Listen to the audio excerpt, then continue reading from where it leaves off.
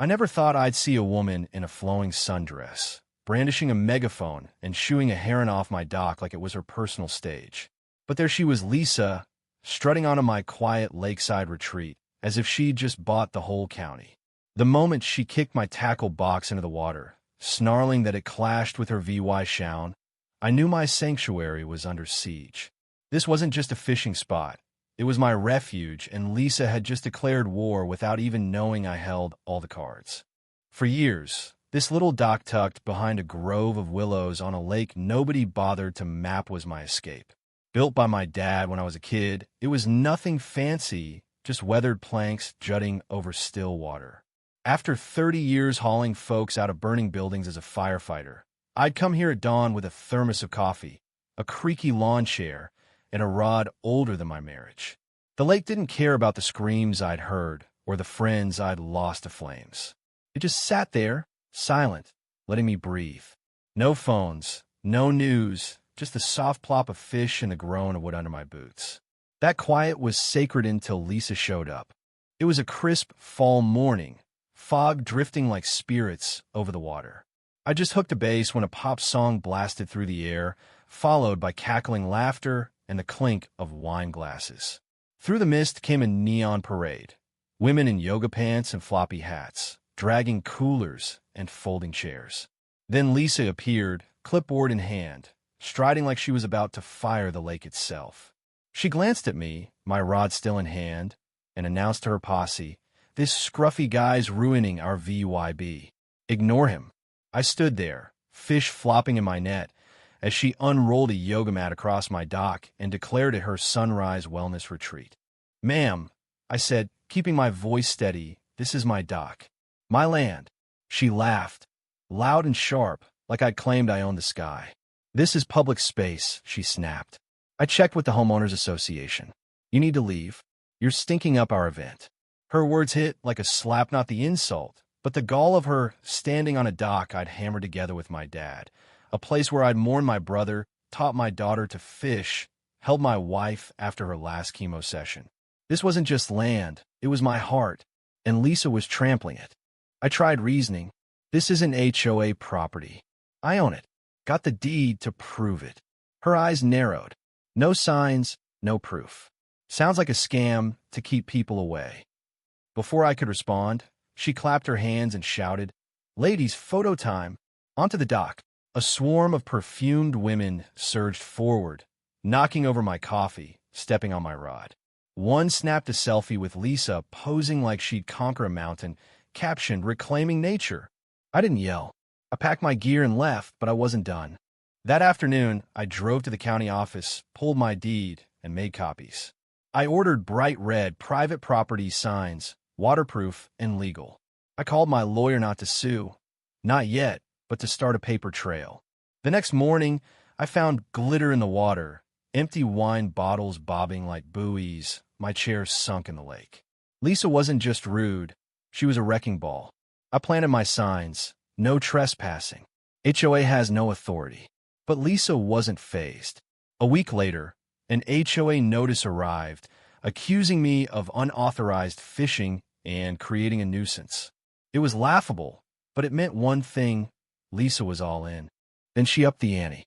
I found a steel chain stretched across the path to my dock, padlocked to posts she'd driven into my land. A laminated sign dangled from it, "Private Event Zone. Hua o tai." I stared, torn between awe at her nerve and rage at her insanity. I didn't cut the chain. I photographed it, recorded a VY Deo, narrated the GPS coordinates, and panned to my property markers. Lisa thrived on drama, but I knew her type collapsed under facts.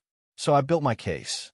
The HOA sent another letter, this time threatening suspension of PRI VY leases. I didn't live in their jurisdiction house, sat just outside their reach. I marched to their office with a folder, deed, maps, county records. The receptionist's eyes widened as I handed it to a smug guy in khakis. "Your president's trespassing and filing false claims," I said. "Fix this, or my lawyer calls yours." He nodded, sensing the liability Lisa was dragging them into. But Lisa doubled down. That weekend, I found my dock draped in a white sheet, fake VY Ness, and a plastic arch labeled Serenity Cove, wedding prep. Folding chairs lined the grass. A speaker blared love songs, and Lisa, walkie-talkie in hand, directed her chaos like a general. "What's this?" I asked. She beamed. "My daughter's wedding test run. This place is now a community venue. You should thank Might'll raise your property value." I pointed at the dock. "That's my land. You're trespassing." She rolled her eyes. "No neon signs, no proof. How's anyone supposed to know?" I pulled out my phone, recording. "I filed reports. You're on notice." Her smile flickered. "You're harassing us during a family moment," she hissed, turning to her crew. I stepped back. This wasn't ending with words. I called a buddy who did drone photography. He flew over, capturing Lisa's setup, her guests tossing cigarette butts into the lake, her pouring wine into the water. Environnementale violation, all time stamped. Then I made a call that changed everything. A real estate friend had mentioned seafood companies hunting for lakeside land.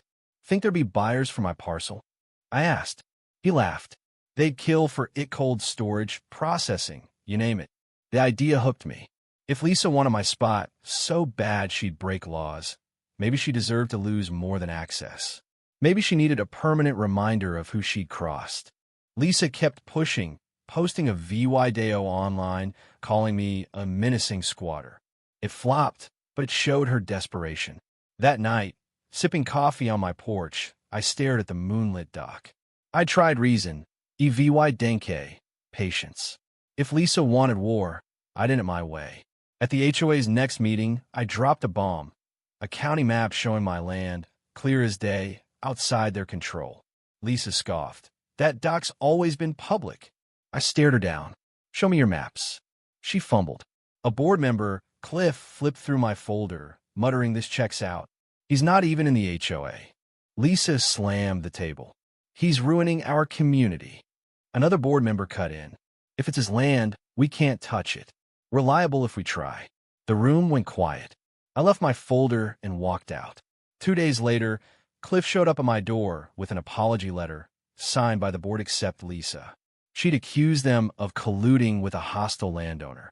I framed the letter and hung it by the dock. Lisa saw it, kicked my tackle box, and stormed off. Then I made my move. I called my real estate guy. "That seafood plant? I'm serious."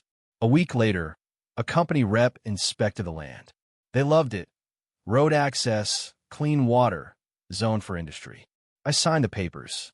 My dock was about to become a seafood hub, complete with trucks, forklifts, and humming chillers. Lisa's dream venue? Doomed. Construction started at dawn, diesel engines roaring. Crews tore down Lisa's arch, cleared her chairs, and staked out a foundation. I watched from my porch, coffee in hand, as Lisa's SUV screeched up. She stormed the site, yelling at workers. The manager, Duke, explained it was a seafood plant, fully permitted. Lisa froze, then erupted. "This is environmental terrorism. He's doing this to spite me." Duke shrugged. "We're leasing from the owner. Take it up with your HOA." She kicked a cone and left. The plant rose fast, concrete footings, a modular office, widened roads. Lisa tried protest flyers, a "Stop the Fish Factory" sign, noise complaints. All failed. The county cleared every permit. Neighbors, once annoyed, started working at the plant, buying cheap shrimp. Lisa's pollution narrative crumbled. She posted a rant about fish vapor toxicity, mocked online with an auto-tune parody I played on repeat. The grand opening was a spectacle. Trucks, officials, a news crew. I stood by the dock, watching Lisa's curtains twitch across the lake. The commissioner thanked the landowner's VY shown. I raised a hand, no fuss. Lisa hid in the trees, spying like a cartoon VY lane. I let her watch. She'd lost everything. The dock, her influence, her peace. Weeks later, a shaky note arrived. "You've ruined my life. I'm selling my house." I tucked it with my deeds and walked to the lake. The plant hummed, lights glinting on the water. Lisa's garden wilted, her spirit broken. I didn't gloat. I'd won with paperwork and patience, not rage. She wanted my peace. I gave her noise. Balance restored. What do you think? Was I too harsh? turning her dream spot into an industrial hub? Should I have fought harder with words instead of forklifts? Or did Lisa deserve every beep and hum for stealing my sanctuary? Drop your thoughts below, hit like if you felt the justice, and subscribe for more stories where entitlement meets its match.